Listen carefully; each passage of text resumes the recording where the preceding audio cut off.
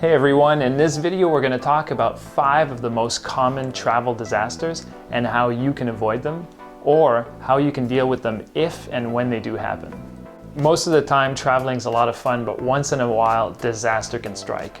Between the two of us, we've had our fair share of travel disasters. We had a passport stolen, we lost our luggage, we missed a transatlantic flight, we got food poisoning, and we got turned away at the border, just to name a few.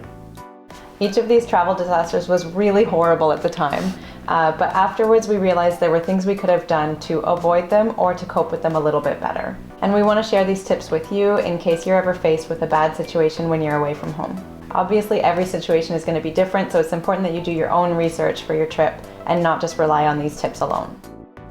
This video is sponsored by NordVPN. We'll give you more information about them at the end and a discount code for a great deal on their VPN service. Getting sick with anything from a cold to food poisoning or even a tropical disease are all things that could happen when you're traveling. We've heard some pretty intense stories from other travelers about how they got sick while they were on the road, and I actually had the most violent food poisoning of my life on the first day of a trip to Australia a while back. It hit me so hard and so fast that I couldn't even get back to the hostel, and Matt had to leave me in a hotel bathroom while he went and looked for another hotel that was more affordable. After I'd recovered, we shared that story with our family and friends, and they were all wondering why we didn't go to the hospital because I was so sick, and the thought had never crossed our minds for some reason. But that's definitely something that we should have done at the time, because we had insurance and it would have been covered. So to help you avoid getting sick, or to deal with getting sick if it does happen, here are some tips to consider for your next trip. The number one thing you can do is to get travel health insurance for your entire trip so that your expenses are covered if you do need medical care, whether you've gotten sick or injured on your trip. If you do get sick or injured, don't hesitate to go to the hospital. It might seem a little extreme, but if you're not feeling well and you're in a different country, that's probably the best thing you can do. Find out if you need any vaccinations or medications for preventable illnesses before you travel to a new destination. In Canada, for example, we have a list on the government website of the vaccinations and other precautions you can take for the country you want to visit. You can also use a water purifier to make sure all of your drinking water is clean before drinking it. We've used a SteriPen in the past and we really liked it. This is one of Matt's favorite things to do, carrying hand sanitizer around in case you're about to eat and there's nowhere to wash your hands, or just if you're exploring and you're getting your hands dirty. And the last thing is a bit of a preventative tip, but you want to be as healthy as possible leading up to your trip and while you travel. So try to get as much sleep as you can, drink lots of water, eat tons of fruits and veggies whenever you get the chance. We also take vitamin C and echinacea to boost our immune systems. So basically do whatever you can to keep your immune system healthy when you travel. When you're traveling, especially if you're traveling with minimal stuff, losing something essential can be devastating. Some of the most common ways that you can lose stuff on a trip is by forgetting them at a place you're staying, having something stolen, or losing your luggage in transit. So if you're worried about losing your checked luggage, one thing you can do is to plan to travel with only carry-on luggage. That way you have all your things with you at all times, and that's a great way to guarantee that you're not going to lose your luggage. If you're thinking about doing this, we actually did a video giving you some tips and advice on how to travel with only carry-on luggage, and I'll link to that in the description of this video. If that's not possible, we definitely recommend to clearly identify your suitcase, and more specifically, find a way to make your suitcase stand out from the rest, so that when people are picking up their baggage at the baggage claim, they don't mistake your suitcase for theirs. So this can really be anything. It can be a colorful piece of rope wrapped around the suitcase, something unique around the handle, anything that makes it look different. Also, make sure to clearly identify your bag so that if ever it does get lost, someone has a way to contact you. When we arrived in Iceland a couple years back, we actually lost our suitcase. It was a really generic looking black suitcase, and a lady actually picked that up instead of picking up hers. And then we had to find a way to meet up with her later to get our suitcase back. It was really annoying. So after that experience, we put a bright yellow piece of plastic on the zipper to make it stand out. Another thing you can do to reduce the stress of losing a checked bag is to put some of your essentials in a carry-on piece of luggage that you're going to bring with you at your seat on the plane. It can be whatever is most important for you on the trip, stuff that you really can't go without. For example, a change of clothes that you need at your destination, some medication, or some charging cables for your phone. But perhaps worse than losing your luggage would be to lose your passport or your wallet. So for this, really the best thing you can do is to avoid putting all your money and your cards and your passport in one place. For example, we'll carry some cash, a credit card, and a driver's license in our wallet, and we'll keep our passport, some cash, and a bank card in our passport holder. So that way, if either one of those gets lost or stolen, we still have some money and some ID. We also always travel with photocopies of our passports, and we leave a copy with someone back home. In your passport holder, you should always keep your passport in a Ziploc plastic bag to keep it dry and safe at all times. If your passport is lost, damaged, or stolen, it can be really inconvenient and expensive to get a new one in the country that you're visiting. But it's also not the end of the world. What you'll need to do is find out where your country's nearest consulate is and contact them to find out how to get a new passport. I actually had my passport stolen once when traveling in Rome, and it was really inconvenient.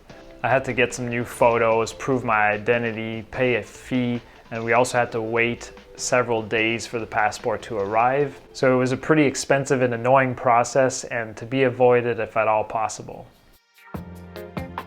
Some countries in the world have more stable climates and political situations than others. Before traveling anywhere, it's a good idea to research your destination and to find out if there are any elections, protests, wars, or discrimination going on, and to find out if the area you're traveling to is prone to natural disasters like hurricanes, fires, earthquakes, volcanoes, and things like that. If you're traveling to a risky area, you should probably leave an itinerary with someone back home, as well as a way for them to get in touch with you in case there's an emergency. If your government offers this service, you can also register your trip on their website so that they know where you are in case anything major happens in the country you're traveling to. Depending on the situation, you could also consider packing some essentials like a water purifier, energy bars, a first aid kit, and even a mini portable solar panel or a battery pack to keep your phone charged so you can stay connected in an emergency. And of course, if anything major happens while you're away, don't hesitate to contact your embassy or your consulate if you need help for anything. One of the most expensive parts of traveling is transportation. So if you paid for a flight, a train, or a bus, you really want to make sure you don't miss it. This might sound obvious, but after years of travel experience, a couple of years ago we still managed to miss a flight from Spain to Canada. We had misread our departure time the night before, and we didn't think to double check again the day that we were leaving. So that mistake cost us around $3,000 because we had to get new tickets that same day. So now we double check and triple check to make 100% sure that we don't miss our departure time. And we make sure to both look at the departure times to make sure there's no mistake. For international flights, we always make sure to be at the airport at least 3 hours ahead of time. And most of the time we end up going even earlier than that, and it's just less stressful that way.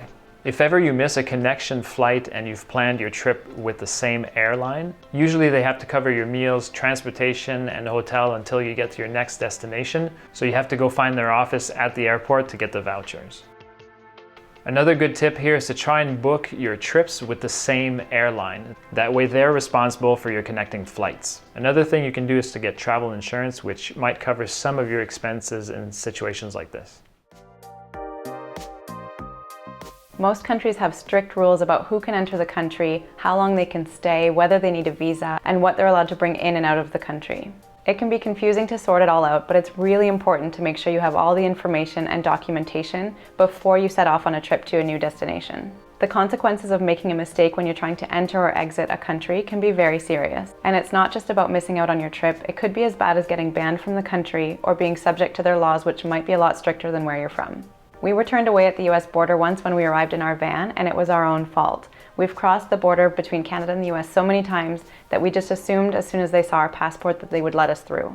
But that time they wanted proof of our ties to Canada, they wanted proof that we had paid income taxes, that we had a job in Canada, and all kinds of details like that. They also wanted to see that we had enough money for the trip, and some of it had to be in cash in the US currency, which we also didn't have much of. So we didn't do our research, we hadn't prepared properly, and we were turned away. We really appreciate the privilege of being able to travel to new countries, and so now we take border crossings much more seriously. So learn from us and do your research before you travel into any new countries.